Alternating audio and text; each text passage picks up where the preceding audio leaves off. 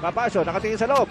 Sa ilalim. Oh, Silas Mills, nagkakangawag na naman against Jojo Lim. Oh, he's out of here. Oh, siniko na naman niya si Jojo Lim sa mukha. Mills should be out of here. Mexico. Tignan natin gagawin ng referee. I mean, this is a little bit too much on the part of Silas Mills. Parang inaano niya yung mga Pilipino rito eh.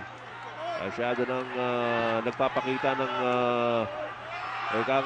arrogance itong si Silas Mills. He's the most valuable import. There's no question about his talent and ability. But he's also the most... Bahala na siya. Foul on Jojo Lim.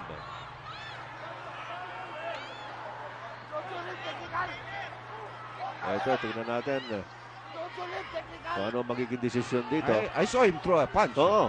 I saw him throw a punch. Punch ba yun? Number 1, Silas Mills. Technical foul. Technical foul.